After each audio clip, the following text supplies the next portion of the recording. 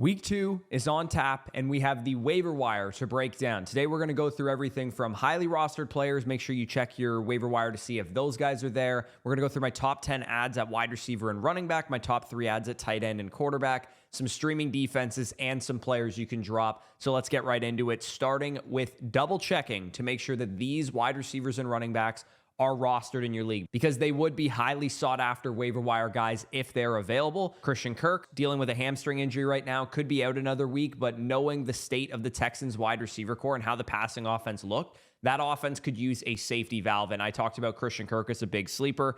Definitely, if he is available in your league, go pick him up if you're in need of wide receiver help. Dylan Sampson, probably not going to be a staple for the next couple of weeks because Quentin Johnston's probably coming back, but he did have a great receiving role in that first game with the Browns. Keenan Allen, of course, great receiving role for the Chargers, was the safety valve for Justin Herbert. If he's available, go pick him up if you need wide receivers. And then Trey Benson looked great for the Cardinals, carved out the third down role, which is something that he wasn't able to do. And we know he's a great handcuff for James Conner, but at the very least, I think he's a very, very low-end flex play as well, given his receiving role that he carved out in that first game. So we're going to go my top 10 waiver ads. I'm going to start from 1 and go down to 10, because this is the way that I would fill out my waiver claim. If you get this first guy, then he's the best guy, and so on and so forth. So the best waiver ad on the week for my money is Quentin Johnston, wide receiver of the Los Angeles Chargers. We've actually already had our waivers run in the Flock League, and he went for $21 out of 100 in our league. To give you guys an idea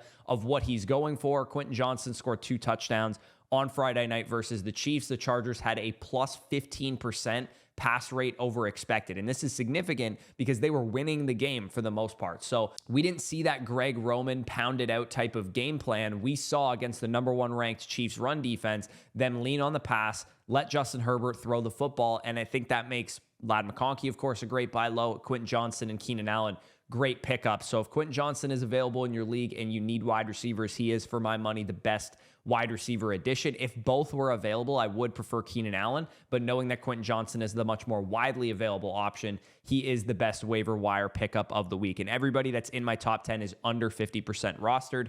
Number 2 pickup on the week is Hollywood Brown, who is only rostered in 31% of leagues. Right now, I'd be willing to spend 10, 20% of my fab on him, knowing that the most recent reports, even though they're bullish on Xavier Worthy, he is definitely a high re-injury risk, could still get shut down for this week, multiple weeks, maybe put on short-term IR, and surgery is still not out of the question. So however long Xavier Worthy is on the mend for, Hollywood Brown is a wide receiver 3 flex play type of option, because he led the team in routes, led the team with a 40% target share, 36% of the team's air yards, and posted nearly 20 PPR points in that first game. So Hollywood Brown, definitely a great pickup if you need wide receivers. Unfortunately, for running back thirsty managers right now, most of my top 10 here is wide receivers, because it is just a much better wide receiver pickup week than it is a running back pickup week.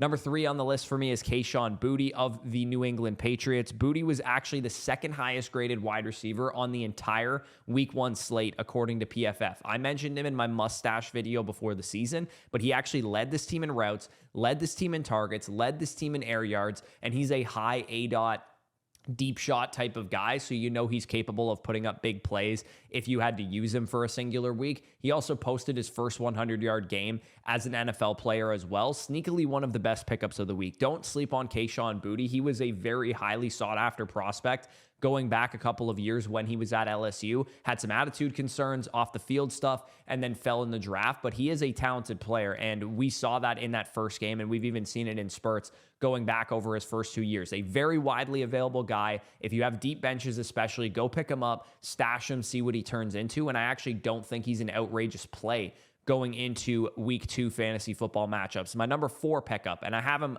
artificially inflated a little bit because the running back position is so dire this week. Bhayshul Tuten of the Jacksonville Jaguars, with Tank Bigsby now traded, because he got traded yesterday, if you guys missed that news, a 5th and a 6th round pick. Philadelphia Eagles traded for Tank Bigsby, so he is no longer on the roster, and the runway is clear for Tuten to, at the very least, be a top-tier handcuff to Travis Etienne. Tuten drew comps to Trey Benson, Miles Sanders, and Devon Achane for me as a prospect in my model. Maybe Etienne can hold this job all season. Of course, he's been an RB1 before. It's not like he's an unproven guy. But either way, Tuten needs to be rostered because he might have a role in this offense. We know Liam Cohen is capable of producing a lot out of the run game. Rachaad White finishes a top 24 running back in points per game while Bucky Irving was a breakout player. So maybe Tuten has a standalone role. Maybe he's just a great handcuff. Either way, he is the best running back pickup on the week if he is available in your league, and he is available in about 63% of leagues out there. Elic Ayomanor is my number 5 pickup, a rookie wide receiver of the Tennessee Titans. He is rostered in 25% of leagues right now. Week 1 usage is excellent for a 4th-round rookie to be ahead of Tyler Lockett, who's a 10-year veteran in routes, second on the team in targets, looked good in the process. Cam Ward and the Titans won't be playing against the best defense in football on the road every single week. And I was actually generally impressed with what I saw from Cam Ward, given the circumstances, because I thought this could have looked ugly. I thought this could have looked absolutely brutal for the Titans offense, and it looked like they were capable of moving the football, running the ball a little bit. This week they have the Rams, which is also a pretty good defensive front that they're going up against. It is a little less daunting of a secondary, though, so I do think Elic Ayomanor, Calvin Ridley should be able to get things done. Elic Ayomanor as a prospect, comp to Bryan Edwards, Traquan Smith, and even Amon-Ra St. Brown, Michael Gallup. So he does have some favorable comps. I had him as a top 7 receiver in the class, even though he slipped to the 4th round. It sounds like that was more due to medical concerns. If you guys recall, in his Stanford career, he put up 285 yards. Mostly against Travis Hunter, against Colorado a couple of years ago, just 1 year removed from that torn ACL. So Elic Ayomanor, if you guys are looking for a stash, less so than a immediate flex play, I think Elic Ayomanor is a great pickup, as is Troy Franklin, who is my number 6 pickup on the week. He is a really solid stash. I probably wouldn't want to play him right away. Cortland Sutton's the alpha here, but in game 1, Bo Nix looked terrible. And Franklin ran more routes than everyone else, commanded the 2nd most targets on the team with 6, and the Colts are a much easier matchup for a pass game that did really struggle against the Titans, and the Titans have a good secondary, and they've been pretty solid against fantasy wide receivers. All I really care about here is the underlying usage, because I think Bo Nix will play better than that going forward, and 6 Bo Nix targets is probably a lot more valuable most games than it was in this game for Franklin. And as I talked about in the mustache video, Franklin and Bo Nix played together in college. They connected for 2,000 plus yards, 20 plus touchdowns at the University of Oregon. So again, if you are looking for a stash, probably not a guy you want to be playing right away. Troy Franklin could end up becoming a top 40 wide receiver by midseason if he continues to progress as a player. He looks a lot better than he did as a rookie. It looks like he added some weight. He's a lot stronger, a lot more decisive with his route running based on what I saw of that game. Number 7 pickup for me, and I believe the next couple are all running backs just because there's got to be some running back pickups out there for people. DJ Giddens is my number 7 pickup. JT quietly left Sunday's game with an undisclosed injury. Now, Shane Steichen came out and said he's fine, but maybe it's something that could linger. Maybe it's something that could swell up, make him banged up during the week, make him miss practice, something like that. DJ Giddens should be stashed before that news comes out, given that he is the clear handcuff for Jonathan Taylor. He is by far the number 2 running back on this team in usage.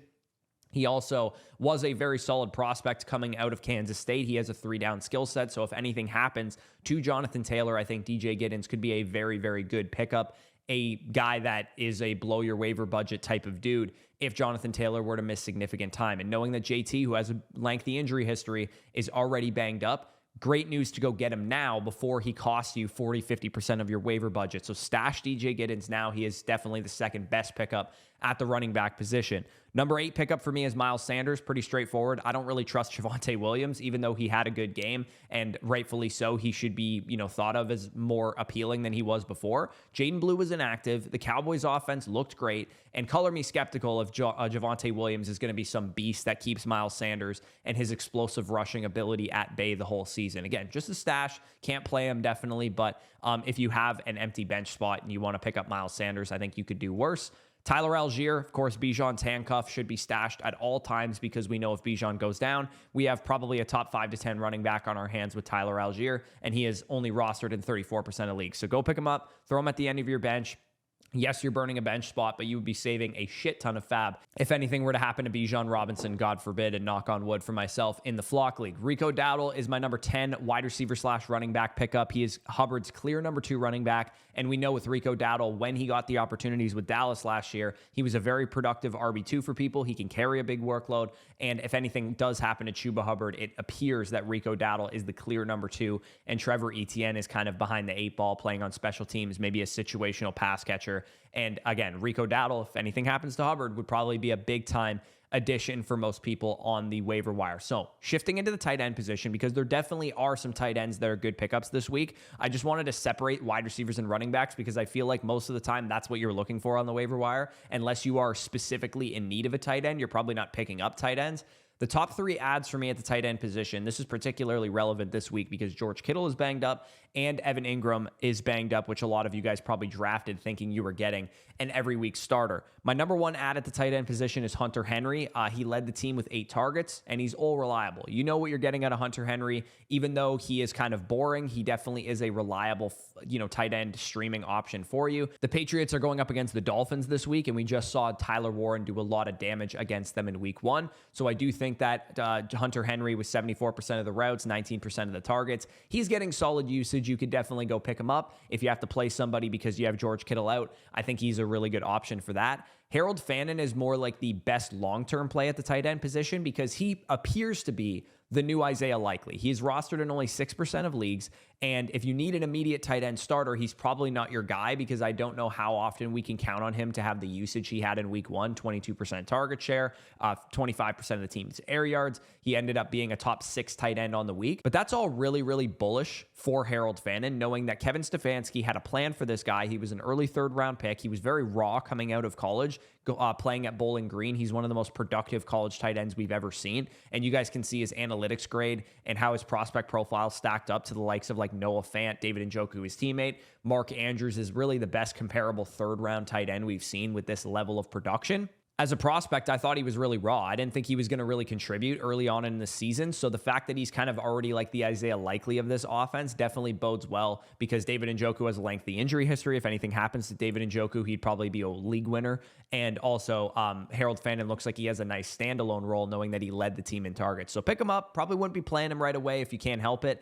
But he is definitely a great stash to see what happens going forward. Juwan Johnson, also one of these guys that you could probably pick up and start right away. Week 1, tight end 1 on the week. The 49ers are his next opponent. That defense looked really fierce against the Seahawks, but he is a great streaming option given the usage that he saw. As long as Foster Moreau and Taysom Hill are out of the lineup, 96% of the routes, 27% of the targets. Like I said, he was the tight end 1 on the week. So if Spencer Rattler is going to be dropping back to pass like crazy, I think he's going to be looking for that safety valve in Juwan Johnson. So if you need a tight end, Hunter Henry and Juwan Johnson, probably immediate starters. Harold Fannin and also Isaiah Likely, who could be coming back from injury soon, are probably more your long-term stashes that you'd be looking for there. Quarterback position. If you need some streamers, Justin Fields is a great option. He's highly rostered, but if he's available in your league, he is home versus the Bills, and we just saw Lamar Jackson smoke that defense, especially on the ground. If you are in need of a quarterback, he's by far the best option. The more widely available guys like Michael Penix Jr. and Daniel Jones, to me, are the better streamers, assuming Justin Fields isn't available. We have Michael Penix on the road versus Minnesota. That's kind of a tough matchup. Should be a higher scoring game, though, 45.5 point over-under. Assuming Darnell Mooney and Drake London are both playing,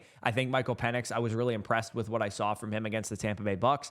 Daniel Jones, also a decent streamer. Not a great option this week because he does play the Denver Broncos, but it is at home for the Colts. And after this, their schedule opens up. He was a top 3 quarterback last week against the Miami Dolphins, but the Denver Broncos defense is definitely a different animal. But saving grace for Daniel Jones here is that he runs the football, so he could still be an option for you if you are desperate. Streaming defenses, if you guys are looking for them, the Ravens play the Browns at home, which is a great option. The 49ers play the Saints. I mean, targeting Spencer Rattler never hurt anybody. Chargers playing against the Raiders, which I think is a decent option. Chargers defense looked really good in week 1.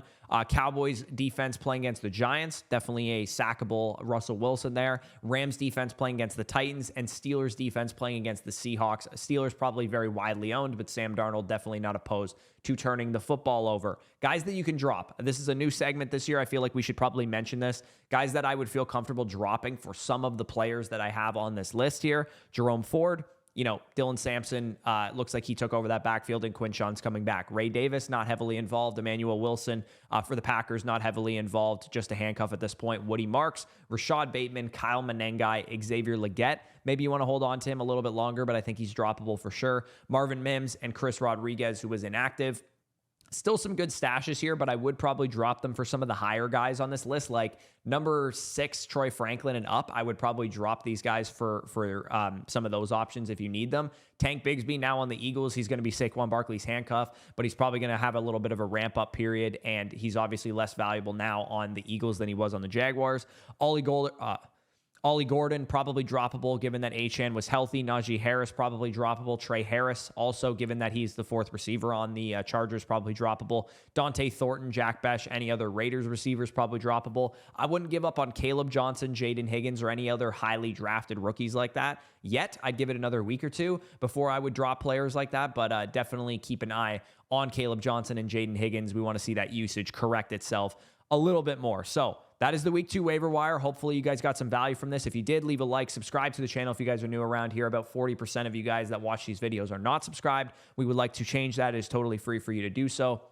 And of course, if you want all of our rest of season rankings, all of our weekly week 2 start sit rankings, and for the rest of the season pass is still an excellent deal. You can get it for $34 right now. That would cover you from now until the end of the regular season. It is much cheaper than signing up for a monthly subscription over on the site. And of course, if you guys do want a team review, you can sign up using the promo code FSE. Annual Motherflockers get a free team review voucher. So you'll be covered from now until next September 9th when you guys are watching this, and you'll get a free team review voucher. We can break that down for you live on stream, and you'll be covered for the entire regular season, next season's dynasty stuff, and also the pre-draft draft guides for next season as well. Definitely a good time to be signing up for an annual membership over on flockfantasy.com. So check that out if you guys are interested, and make sure if you guys are new to Underdog, you want to get a 50% deposit bonus. You can tell them that FSC sent you by using our promo code, and that is also linked down below in the pinned comment as well. But with that being said, peace out. I'll talk to you soon.